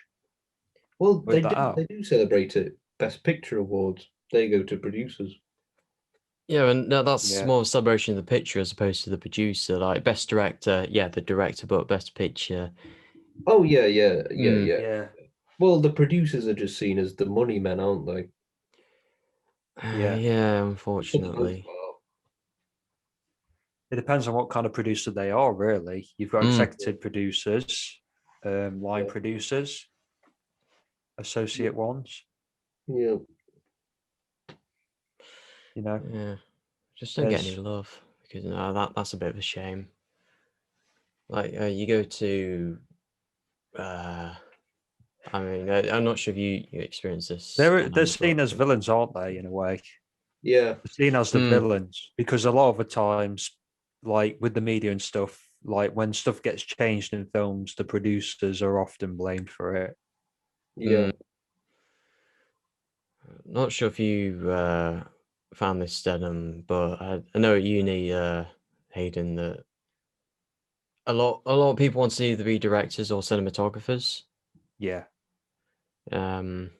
Which there tends to be the sexy jobs. You get a few people wanted to be editors, but hardly any few people wanted to do sound because it's like, oh, I just hold a boom light in it. Well, No. Yeah, but as I Sound's said, really important. yeah, as I said in the previous episode, a lot of people don't try it out, and then when they get to their third year, they're just too scared to use the equipment because they don't know how to use it. They're just like, oh, I'm going nowhere near that. Like I don't know how to use it.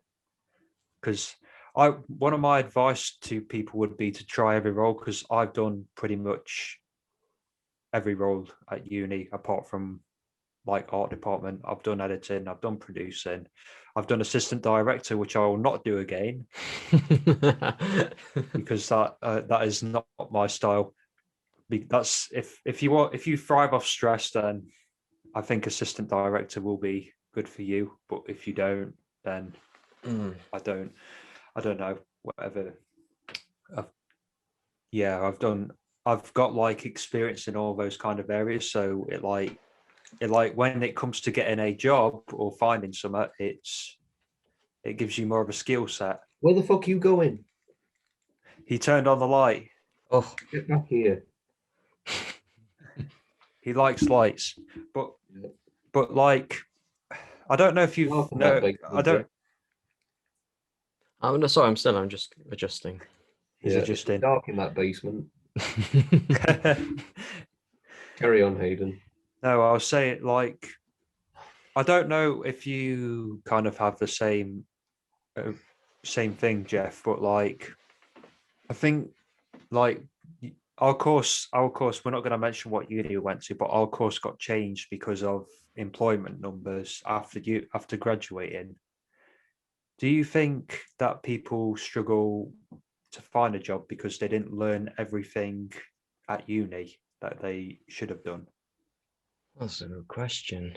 I mean, personally, I would say people don't tend to find a job because, getting right down to it, there's not like a big like agency you can sign up for. I mean, there are agencies, but there's more of a hurdle to get past that just having a degree doesn't grant you access to. I think there's more just a lack of jobs rather than a lack of trying everything.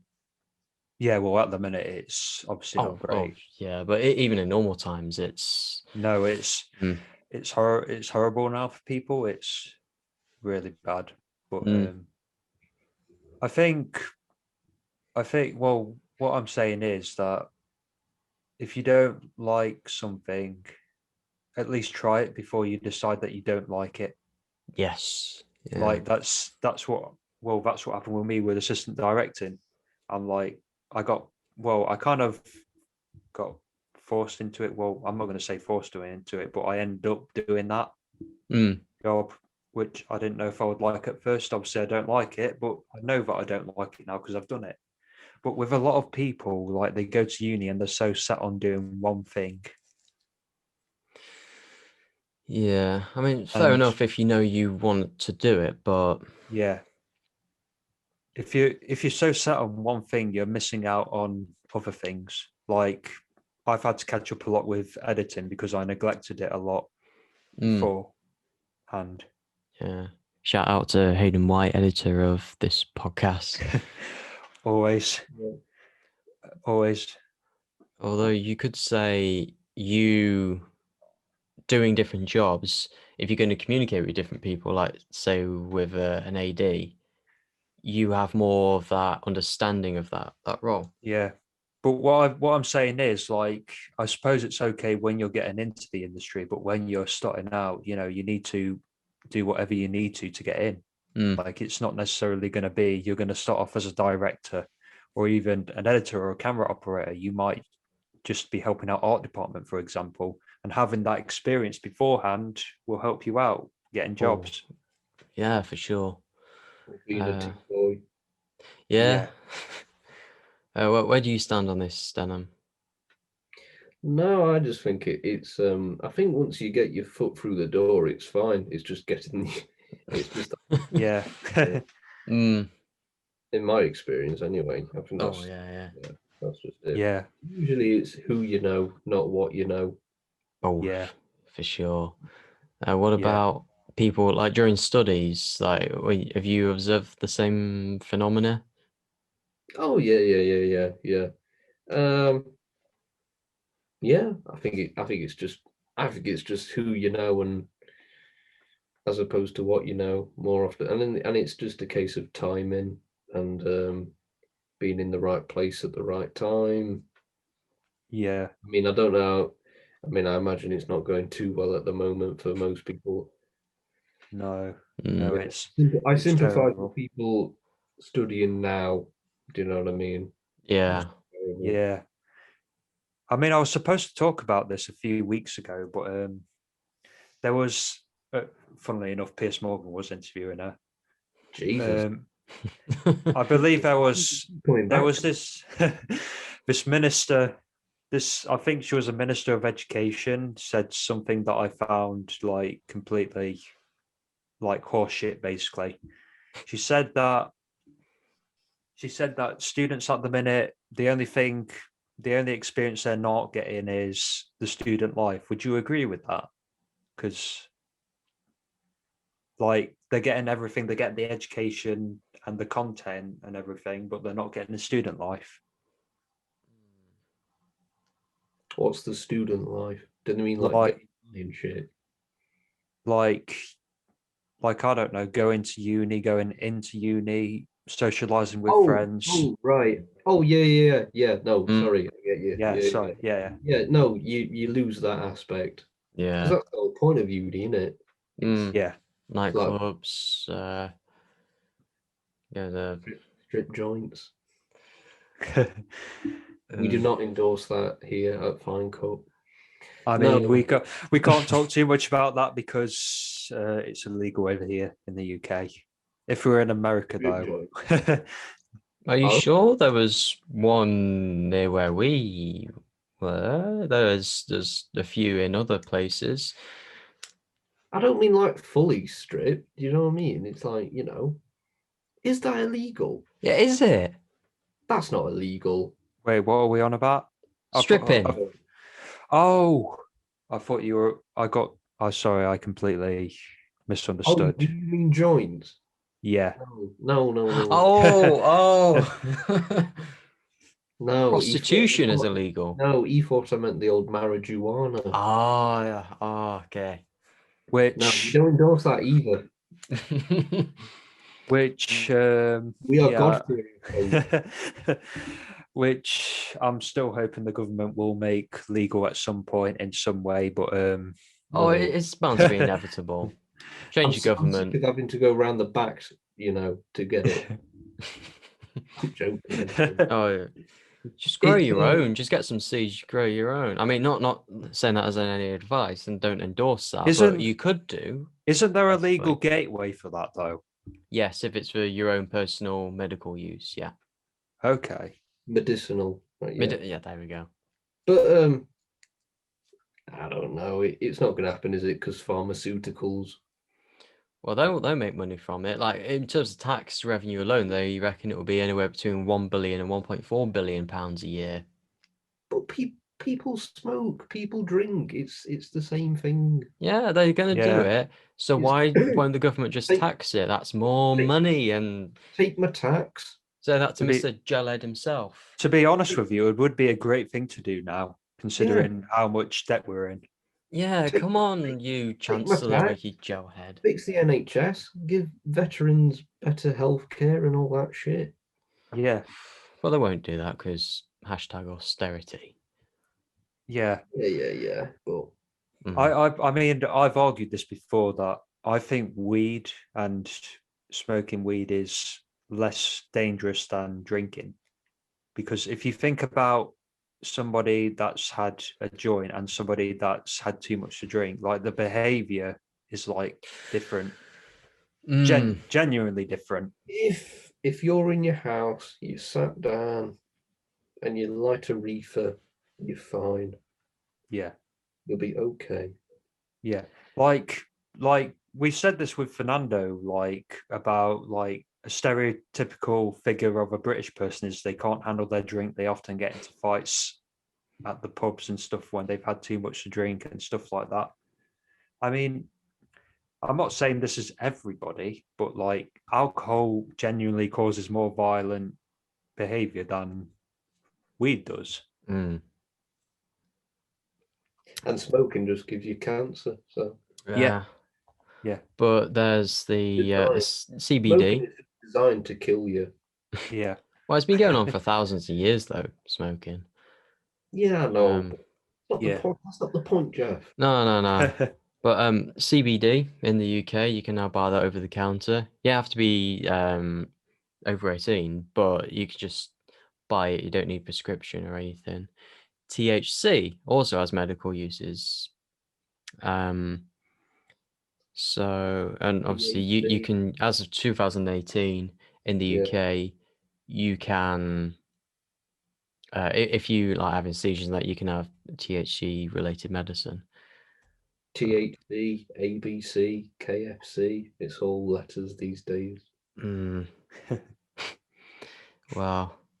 Watch this space. God, that was a shit joke. I do. Anyways, if it does get legalized, we need to be the first to jump on the bandwagon, make a business, and make shitloads of money and sell it. Yeah, man, this man's a hustler. that's just life. That's just life for film students, though, isn't it? It's like half work, and it's like 10% work and 90% hustle. Yeah, making up for the money that you're not making films. Please invest in my film. Please give me money. Yeah, do a bake sale, but with a different type of cake. Yeah.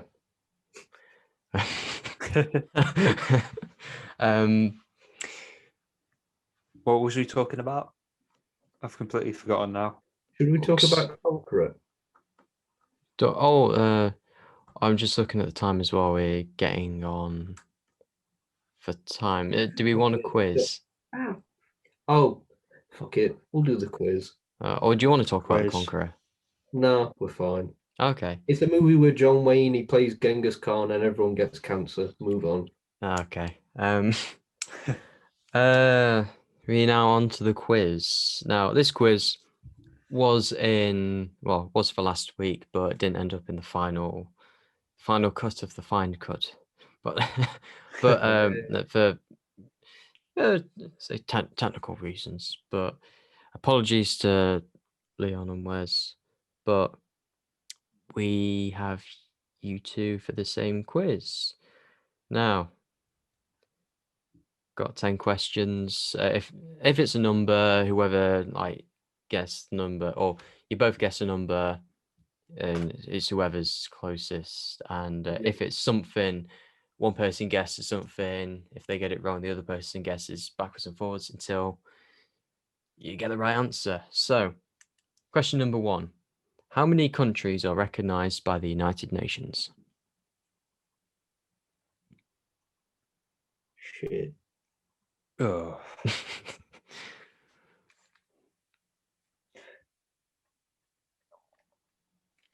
Oh, Jeff, I don't have a clue. 57. 7. I'll go 60. Just It's not 57 or 60. 193. Yeah. So Hayden. Yeah. You know what? I should have really got that, because I remember watching the Olympics opening ceremony. I'm like, how many fucking countries are they going to go through? Yeah, you just sort of There's like steps and then loads. like, oh, hurry up, come on. Or when they put down the North Korean flag instead of the South Korean. Oh. And North Korea doesn't even do the Olympics anyway, do they? So No. why do they have their flag on hand? I think they could, but they'd want to win everything. I think that didn't they do that once? Don't know, did they? I think I don't know if it was the World Cup or the Olympics, but they said we will come, but only if we win. and they were just like, no. Oh. And then it's like, you're lost, mate. Sorry, we'll just. Oh, imagine if they lost to South Korea. We wouldn't be here. We'd just be cinders. Nuclear war will have. Oh, imagine. What year was the original Blade Runner set? 2019. Yeah. Denholm gets that point because he said it first. Oh. Number 3. In what year was the Mona Lisa painted / completed? Oh, Jesus. 1597 or something. 1597. Hayden? I'm just going to say 1610. 1610. The answer is 1503. We were nowhere near. Yeah, you're nowhere near, but Denholm was the least wrong. I was in the right century. Yeah. It's just a question of who's the least wrong, eh? Breaking Bad has how many episodes in total? 64. 64. I think.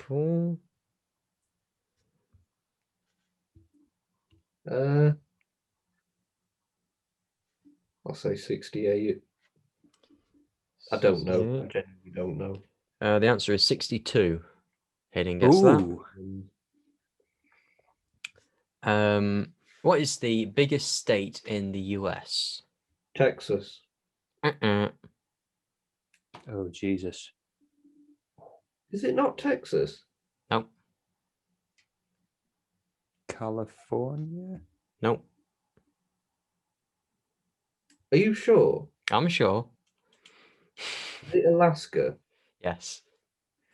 God damn it, Jeff. I didn't say continental US. They're barely Americans. No, they were Russia, weren't they? They're glorified Canadians. They don't count. Which country? No. Well, you got the point, so. It's bullshit. Stop complaining. Which country? Continue with your stupid quiz. Okay. Which country produces the most films? India. Yes. Bollywood. Yeah. I was going to say the same thing, but yeah. In what year was the first film released that had synchronized dialogue? Oh, is it the 1997. the jazz singer, isn't it? Yeah. Hayden? Same as think me, it- wasn't it? Was it? Jazz singer. Yeah, the jazz singer. Yeah. Yeah, 1927, yes. Yeah. How many miles are there in a light year? Oh, fucking hell. Fucking hell, Jeff. Ah, I haven't got a clue. Oh. Light years. But light years measured distance, not time. So yeah. Light years. Would it be Jesus? How many miles? I don't think it's Jesus.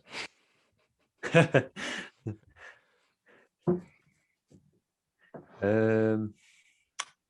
think it's no, it's more than that. I think is it like 1,000,000 miles for 1 light year, something like that? is that your final answer? Yeah, that's the only answer I have. So yeah. Okay.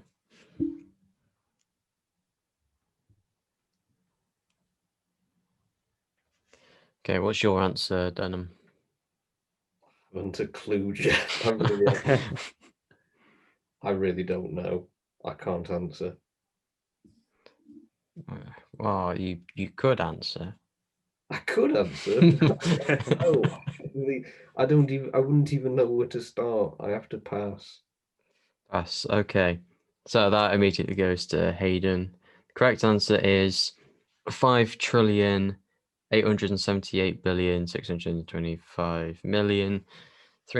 5,878,625,370,000 miles. Jeff, Of course. Jeff, your quiz is like the university challenge or something.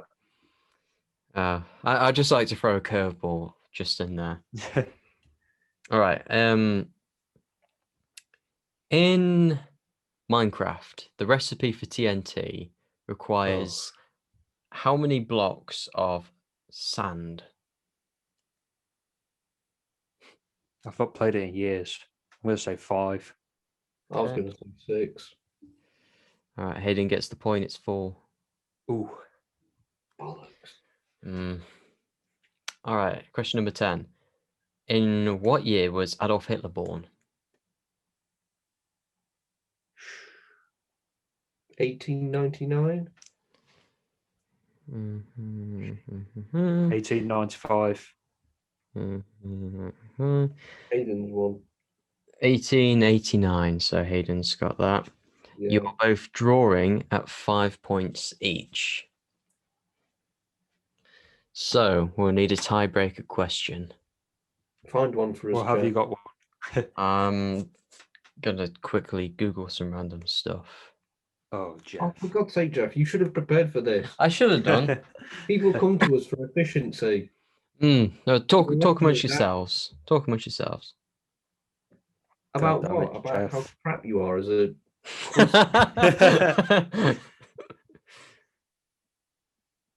I didn't come here to be embarrassed like this.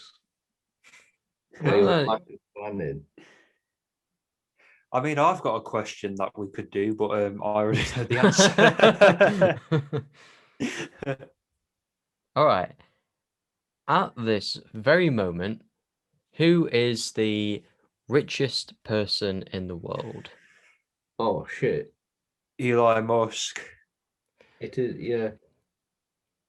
Hayden, Unless it got changed recently. Did it get changed? it's Elon Musk, isn't it? Well, No. I'm just going to say that because No, okay. it's Bezos. Oh, is it Bezos again? Yeah, he's overtook. Jesus, So that was quick. you're still tied. I'm gonna have to come up with another one. God damn it, Jeff.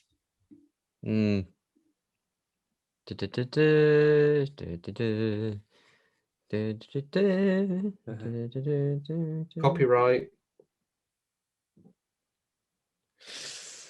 Copyright strike. Sorry. Lucasfilm will come after us. All right. In what year was Ian Fleming born? 1901. Um, No. Shit. I'm so bad. Why? No one. I know it's not. Ian Hayden. Fleming. Ian Fleming, right. It's not 1907.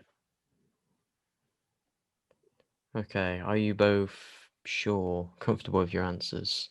I know Yeah. it's not 1901, but fuck it. Do you either of you want to change this? No. Do you want to change it, Denham? 1908. Okay. Giving you like special, do you want to change it because last round had more tension, drama? No, it's no, it's 1908, I It's think. 1908. It is. Yeah. Did I win? He won. I won something. He won it. Yeah, because Oh. I know that he died in like 1964, and I knew he wasn't that old. Yeah. So yeah, I mean he looked old, but everyone looked old then, didn't they? Yeah. Well, no, congratulations. That is again, you're just so close, like head to head, ding ding. Yeah. But I delivered the final blow, Nah. and Well, I Hayden, fight back next time. Yes. He will. Be like Ant versus Deck on that raised. Saturday night takeaway thing. I mean, I was thinking more like Ali versus Joe Frazier, but okay. You're going more major than that. Yeah. Thank you, ladies and gentlemen. This has been the Fine Cook podcast. Thank you, Denham, for once again gracing our airwaves. Yeah. Always a pleasure. Yes. Hopefully this gets 200 views. Oh, now that's Yeah. your challenge, Denham. My challenge. This isn't my challenge. My challenge. No, thank you very much. And it's been Hayden and Jeff signing off. As always.